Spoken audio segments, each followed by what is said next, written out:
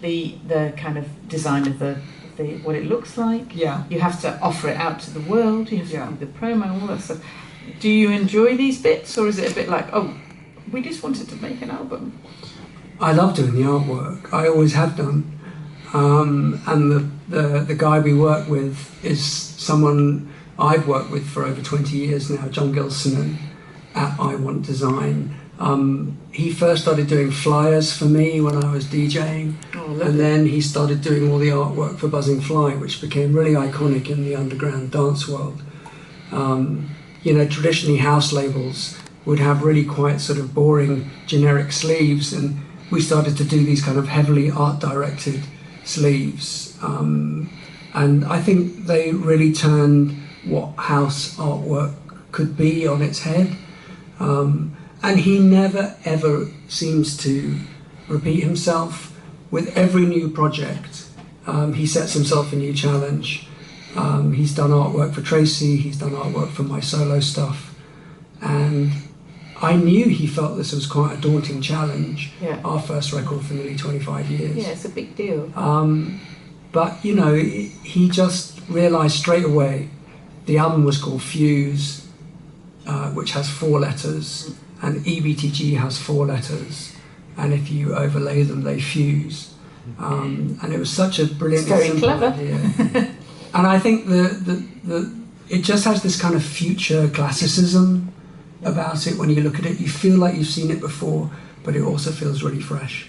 It feels like it could have been a Factory Records sleeve by Peter Saville, but it also feels like something very now. I think particularly the colours feel very, very fresh. Yeah.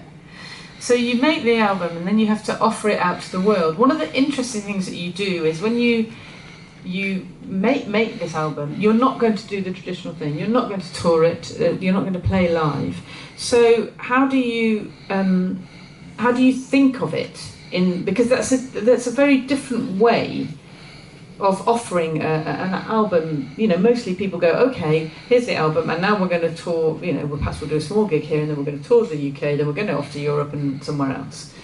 You think about it in a different way, don't you? Yeah, I mean, I do think it's made us concentrate on the whole thing being a kind of beautiful thing all in itself. Like, we're very aware that this record is something, you know, no one expected or knew we were going to make. So that feels in itself like a beautiful, you know, thing to be offering to the world. And then, as Ben said, you know, we put a lot of thought into the artwork, you know, make the cover look great. The videos, I mean, you know, the other conversation we had right at the beginning, you know, with record company people is, okay, are you going to be in the videos? We're like, no, we don't want to be. It's always been an awkward thing, you know. What do you do in videos? Do you just stand there and perform it? We want to make the videos better than that. We want to make them somehow bring the tracks to life. So we went for the route of doing choreography. Yeah.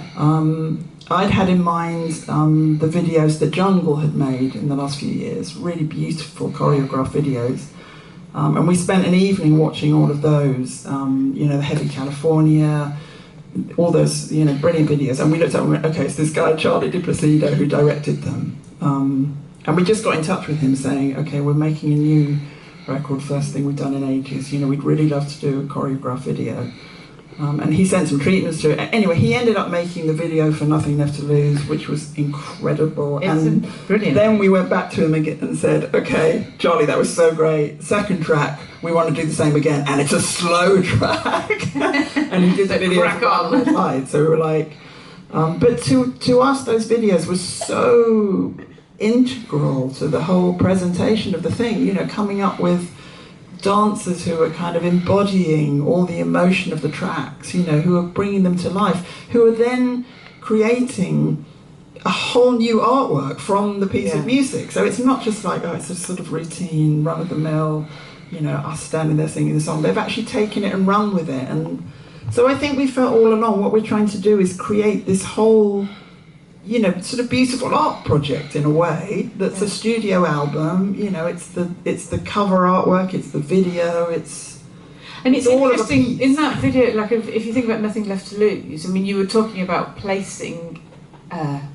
Tracy's voice in a space, and that is they are in that space. It's one shot, and they're operating within that architecture. you know, they're bringing their art within in the centre of it. The one thing that Charlie just seemed to get straight away was the feeling. I think everything about the videos, the art direction, the choice of clothes, the lighting, and obviously also the choreography. It just seems like the world of those songs, and we didn't have to do very much. Tracy did some great work helping to select with Charlie the dancers that we used as the main performers. How did you do that, Tracy? They just have to come and dance for you? Well, they had a day of auditions for both videos, which are filmed. And then you literally look through dozens of different people performing the track, and in each case it was really interesting to see the ones who you suddenly have a really strong connection with, and you just think they've got it. They literally understood the song, and they seem to embody it. And it's the same thing. That's interesting, isn't it? So it's in the doing, and you don't know what. No, and you don't sit down and go, "This is what we want the dance." We just wait. You wait until you see it, and then you know. So all of that stuff, I do think, you know, even the stuff we've found ourselves having to do in terms of promotion nowadays via social media and stuff, you know, which there's a lot of emphasis on now, obviously. Stuff that used to be what you'd call marketing, that you'd just get a marketing team at the label to do, now is the responsibility of the artists themselves, you know, to be presenting yourselves. And again, for people like us, we had to work out, okay, what are the ways in which we're comfortable doing that? And what are the ways in which we think we can do it that still feel meaningful? We set up an EBTG Instagram account last November. We hadn't had one up until then. I mean, our first post was an old picture, and we just said, "Hi everyone, we've made a new album." It's like, "Oh, hello."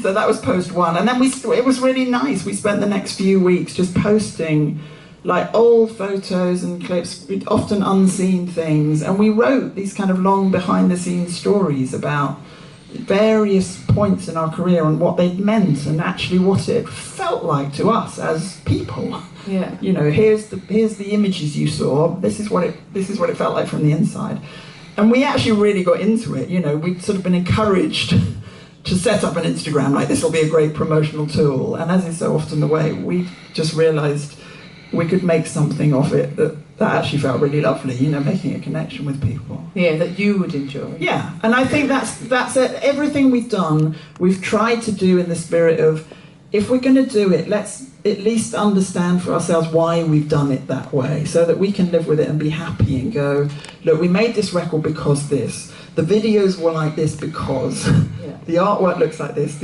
everything, that we kind of get why we're doing it. Yeah. And for us, the most liberating thing was that it is all kind of now and future-facing in some ways.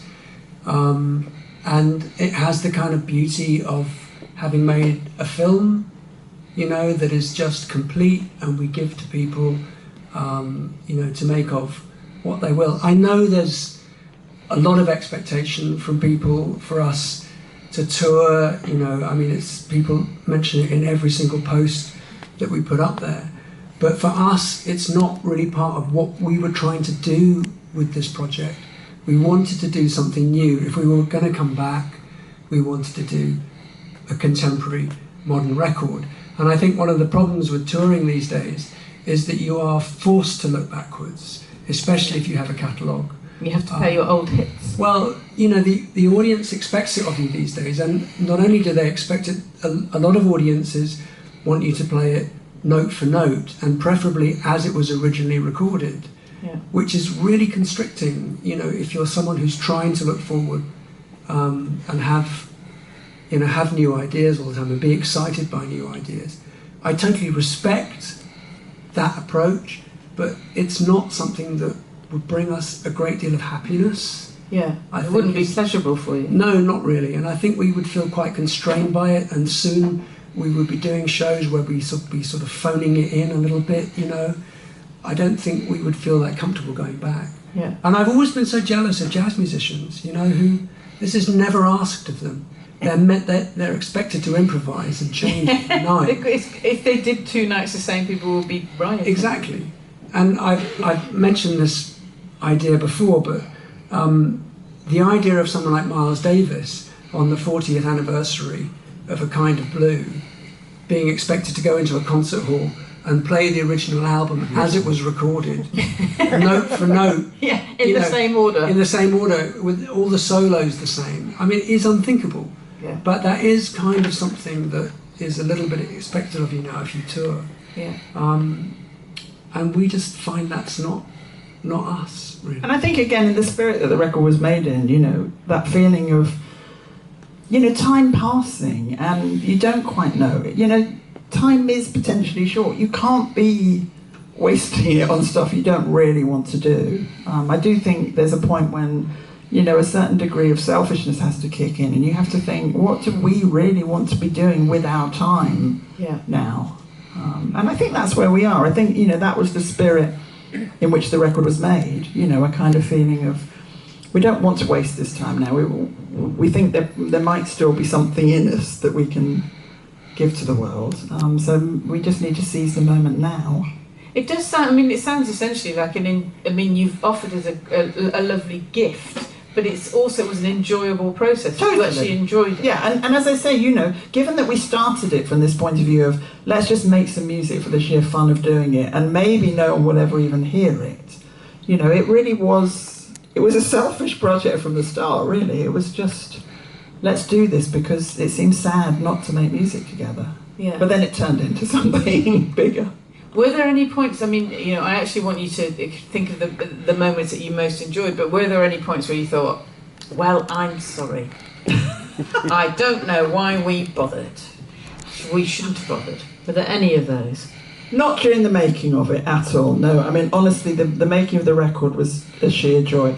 I'm going to have to be really honest and say that in the last sort of 2 or 3 weeks, when the promotional schedule has got really quite heavy sometimes, the words "never again" have been uttered around our kitchen table. Because there have been moments when it does get really stressful. We do operate very much as a kind of little cottage industry, the two of us. We don't have a manager. We are the record label. You are the musicians. We are the musicians.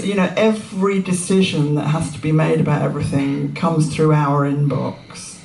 And that's a lot of, in the final 3 weeks running up to an album release, that's a lot of decisions. Yeah. And some days you do think, why did we do this? Literally could be watching the telly. Literally we could be watching the telly.